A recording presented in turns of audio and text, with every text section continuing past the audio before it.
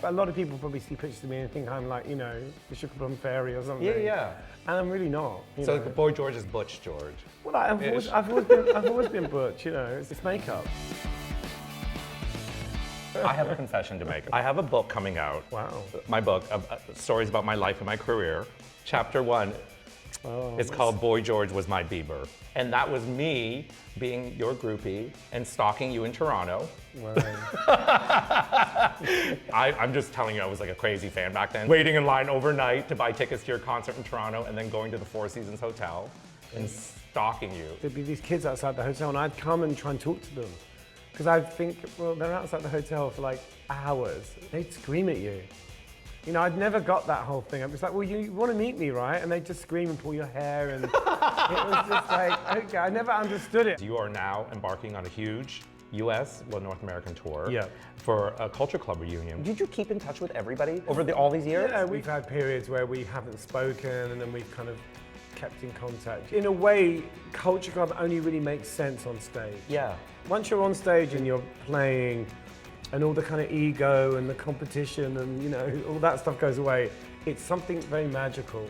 There's such a lot of love for this band and what we did and what we were. Now, we're doing a few new songs, but it's hit-tastic. We're literally one hit after the other.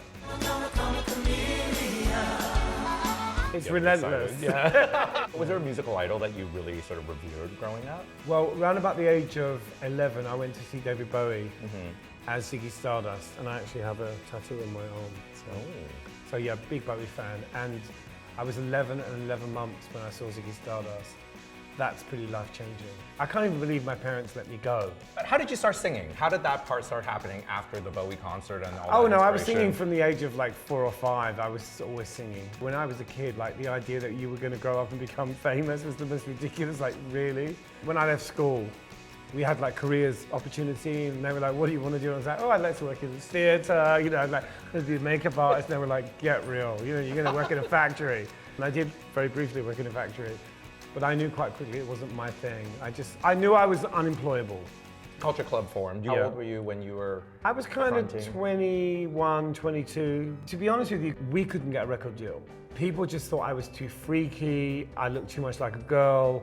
We were doing everything we could to get a record deal and nobody wanted to sign us. I was working in a shop and this guy came in and he loved the way I looked and liked the whole thing. And so he got us a publishing deal. So everything that happened to Culture Club and to me was accidental. And once we got on TV, that was it. Once the public got a look at us, they loved us. Do you really want to hurt me? Do you really want to make me cry? At what point did you become Boy George? John would go to record companies with the pictures of the band and everyone would say, who's the girl? What's her name? And John was like, no, that's George. And so in the end, I thought, I'm going to call myself Boy George because it's sort of funny. You know, I like the idea that people thought I was a girl, but I also wanted to make sure that people didn't, you know, knew that I was a boy as well. But where do those looks come from? Because they've become so iconic. My look was kind of junk shop, you know, sort of thrift store. You know, we were working with what we had and we would, you know, we were poor. So what did your family think of you dressed as Boy George? During the punk period, when we were wearing all the paint and the rips and stuff, my mum would stand in front of the door and tried to prevent me from leaving the house. She would scream to my father, look what he's wearing! And my dad would be like, get upstairs. And so it wasn't an easy route. Do you think that fame is just too easy today? That fame is sort of fleeting instead of really true talent and perseverance, the way that you guys all did it in the 70s and 80s? We did want to change the world. You know, a lot of the things that are happening now were things that we could only dream of, you know, the kind of levels of equality that people enjoy now, the fact that you've got things like Caitlyn Jenner, you know, that people are really embracing that. When I said to America, you know a good drag queen when you see one, people literally died. It was like, it was kind of the end of my career. But I want to know what you think about some of today's artists. And I'm going to just do word association, so you can just tell me the one word that comes to mind. Rihanna. Sexy. Taylor Swift. Successful. Very. Yeah, very. I mean, she runs the world, right? Miley Cyrus. Tough. Kanye. I loved his show in London that he just did. I mean, I can't give you one word. How can I say one word about Kanye? You want your artists to be bonkers. You do. You want them to be out there. You know, there's a lot of safe pop stars at the moment. Adele. Adele, amazing. Eminem. And Bieber. Cute as hell. Oh. Now, you recently received the Outstanding Contribution to British Music Award. Do you really feel like you're part of the British establishment now? Like, do you feel like I'm in the legend category? Get up in the morning, I'm morning legend. You're like, I love what I do. I realize how lucky I am to have the bonkers life that I have. do you think there's a Sir George somewhere in the future? If I was offered one of those and I turned it down, my mother would go so mad. My mum was like, I want to go to the palace. You're moving to Los Angeles later this year, and you are going to also start filming a reality show in conjunction with moving to LA. What made you decide that you were going to have cameras trailing you everywhere? I'm in a good place, so it feels like the right time to do it. You know, I'm not a car crash.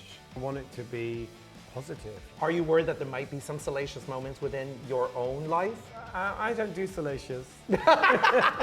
Not anymore. I'll leave it to the amateurs. What will be the thing that people will be surprised about when they watch that? I have a really good friend. He says, you're a guy.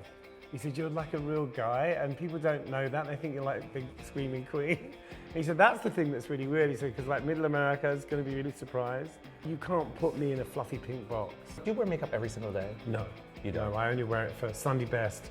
And So I'm getting the special treatment right now a little I only bit. wear it when I'm meeting very important people like yourself. If you had to give some advice to your younger London self in Culture Club, what would that advice be? Don't!